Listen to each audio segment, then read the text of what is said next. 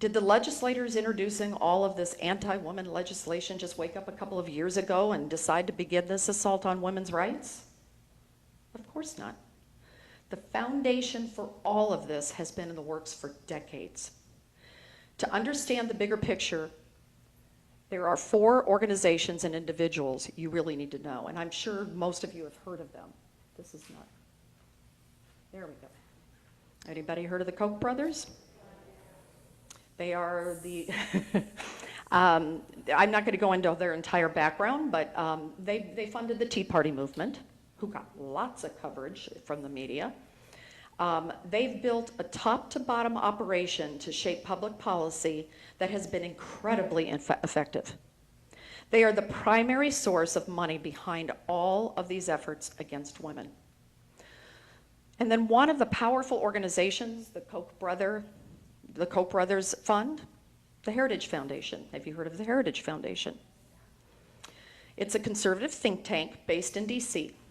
Heritage's stated mission is to formulate and promote conservative public policies based on the principles of free enterprise, limited government, individual freedom, traditional American values, and a strong national defense. And they are considered to be one of the most influential conservative research organizations in the United States. Anytime you hear someone on the right source their facts, it's usually from the Heritage Foundation. And I'm actually going to save this for the last, but if you heard of ALEC, and I know I introduced you to ALEC, well, I will come to it later. So the other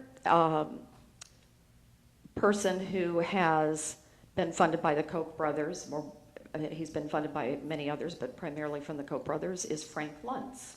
Has anybody heard of Frank Luntz?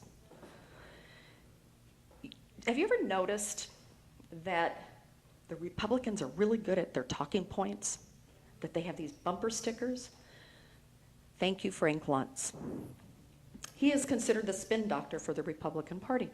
His specialty is, quote, testing language and finding words that will help his clients sell their product or turn public opinion on an issue or a candidate. His corporation's tagline, it's not what you say, it's what they hear. He is most known for changing the term death tax, does anybody remember when we used to call it a death tax, to inheritance tax or estate tax. Other phrases that the whole point here is the conversation has changed in this country, and it's for a reason. Oil drilling, you never hear them talk about oil drilling. It's oil exploration. Capitalism, it's a bad word now. Economic freedom. Any of this starting to sound familiar? Promoting the idea that there's no definitive scientific proof that man creates global warming in order to change the majority of American support for environmental causes. He's also suggested that Republicans start deeming all of their legislation as job creating, and all Democrats job killing. Any of this sound familiar? Short video clip for your enjoyment of some of Frank Luntz's work. And Matt, if you could, because I don't have a mouse. All you have to do is click play. And if it doesn't work, I'll let you know what it is. There you go. $26 trillion budget released by President Obama spends too much, taxes too much, borrows too much. This budget spends too much, it taxes too much, and it borrows too much. It spends too much, it taxes too much, and it borrows too much. This budget spends too much, the budget taxes too much, the budget borrows too much. Simply put, the budget spends too much, it taxes too much, and it borrows too much. The president's budget spends too much, taxes too much, and borrows too much, and the American people know. The spending in this budget is so massive. Spending in this budget is so massive. The spending in this budget is so massive. The spending in this budget is so massive. This budget is so big that some estimate more than 250,000 government workers will be needed to spend it all. That independent estimates suggest roughly 250,000 new federal bureaucrats may be needed just to spend it all. That independent estimates suggest roughly 250,000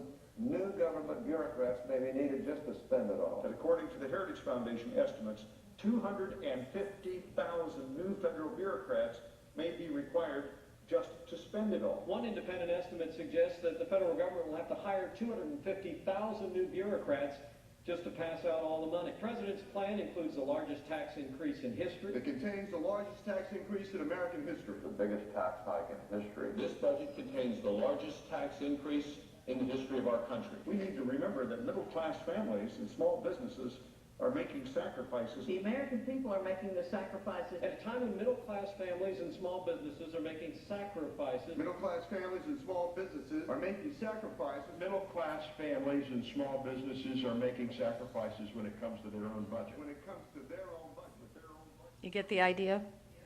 And this was really edited down for today's purposes. So now, the next group I want to talk about is ALEC, the American Legislative Exchange Council.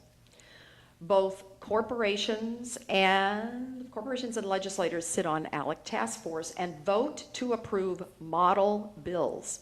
Legislators then take those bills and introduce them in their states or on the federal level.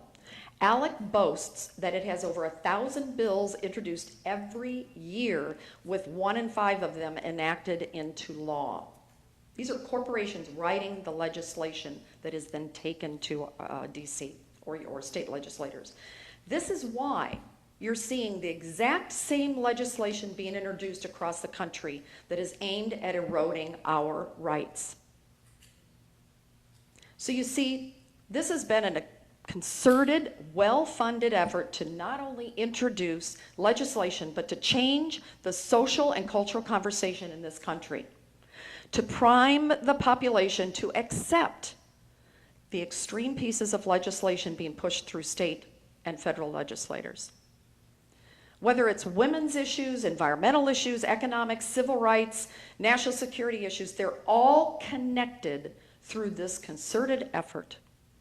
If we only fight against the legislation, we will not win this war.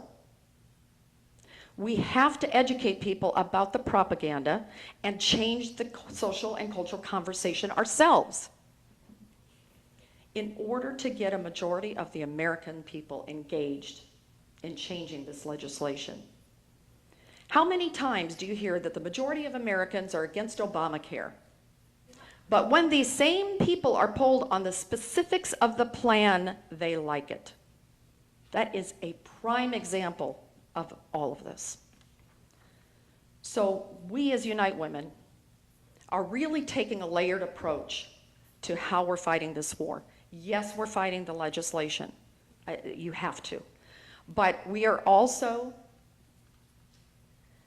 educating the population about legislative attacks affecting our lives. We're motivating people to understand voter suppression laws and making sure that they can vote. We're educating them on where candidates stand on women's issues so they can be an authentic, informed voter. And we're using our social media strength for programs that will dispel myths and change the conversation.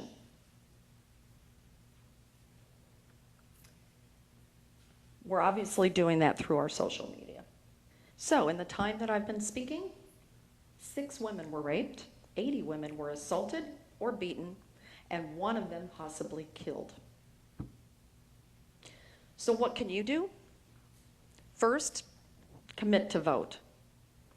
Know the laws in your state.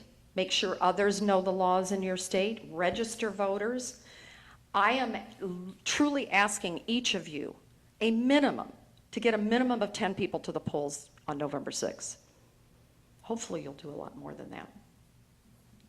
The information you need to know about your states, there are a lot of sites. We have it state specific. If you go to register.unitewomen.org, it'll give you, and click on your state, you'll have all the laws. Volunteer for a candidate, volunteer for any of the organizations that are fighting for women's rights.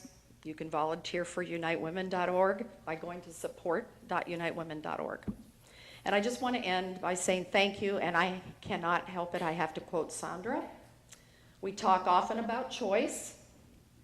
Well, ladies and gentlemen, it's time to choose.